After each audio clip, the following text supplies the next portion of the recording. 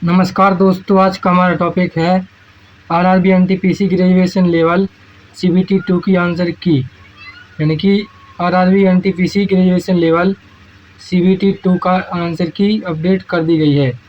यानी कि provisional answer की है वह आ चुकी है। तो चलिए इसके बारे में महत्वपूर्ण जानकारी जानते हैं। महत्वपूर्ण अपडेट क्या है?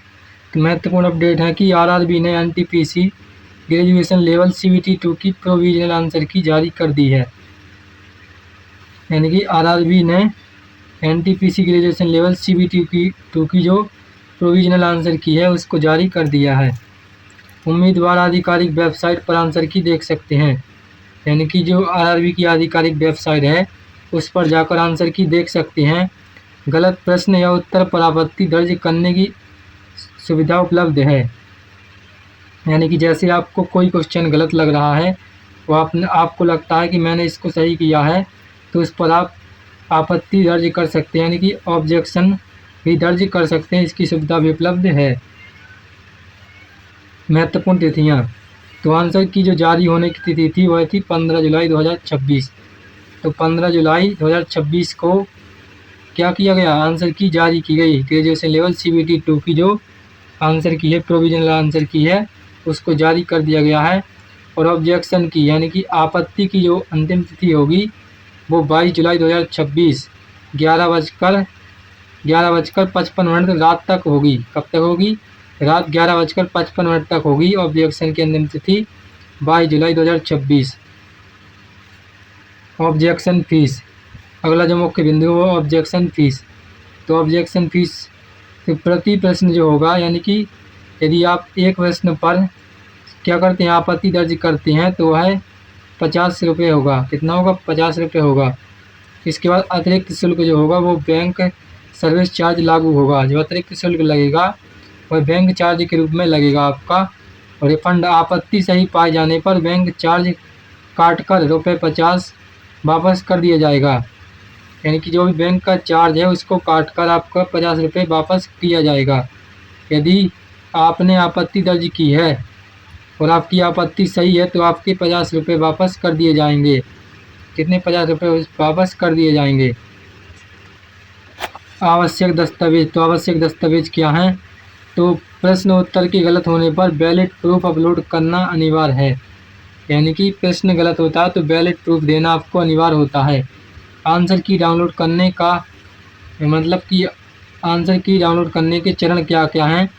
तो पहला जो चरण है वो आपको आधिकारिक website RRB Indian railway .gov.in पर जाना है या संबंधित रीजनल RRB वेबसाइट खोलें। यानी कि आपको यह मेन वाली वेबसाइट जो वाली दी गई है उस पर जाना है या रीजनल RRB की वेबसाइट पर खोलें।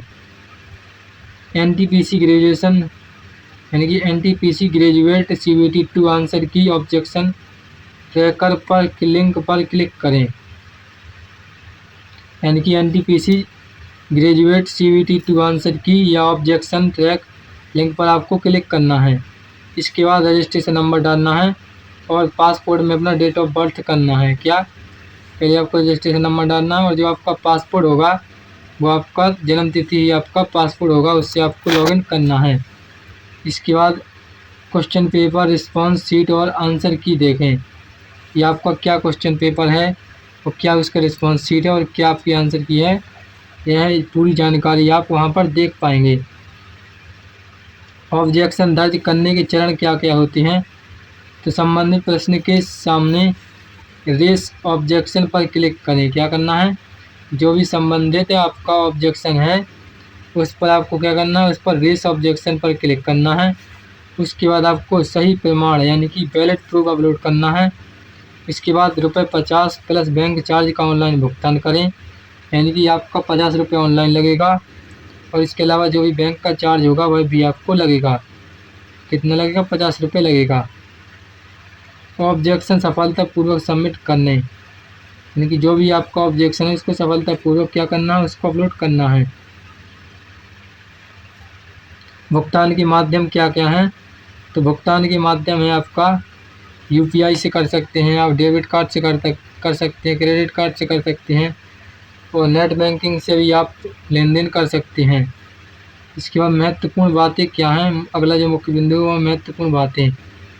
तो केवल 22 जुलाई 2026 रात 11 बजे 11:55 तक ही आपत्ति दर्ज की जा सकती है। यानी कि जो भी आपत्ति आपकी दर्ज की जानी है वह कब की जाएगी, तो वह की जाएगी 22 जुलाई 2026 रात 11:55 तक आपत्ति दर्ज की जाएगी। बिना वैध प्रमाण के दर्ज की गई आपत्ति अस्वीकार नहीं होगी। यानी कि जो बिना वैध प्रमाण पत्र के दर्ज की गई आपत्ति है उसको स्वीकार नहीं किया जाएगा या वह स्वीकार नहीं होगी। आपत्ति सही पाए जाने पर शुल्क वापस किया जाएगा बैंक चार्ज छोड़कर। यानी कि आपकी अगर यदि आपत्ति सही पाई जाती है कि आपने जो ऑब्जेक्शन लिया है वह वाला क्वेश्चन वही सही है तो आपको ₹50 रिफंड किया जाएगा। और तो आशा करता हूँ कि आप सभी लोगों को यह जानकारी अच्छी तरह समझ में आई होगी। इसी प्रकार की बेस्ट एजुकेशनल वीडियो के लिए हमारे चैनल को सब्सक्राइब करें, वीडियो को लाइक शेयर कमेंट करें। तब तक के लिए धन्यवाद, मिलते हैं नेक्स्ट वीडियो में।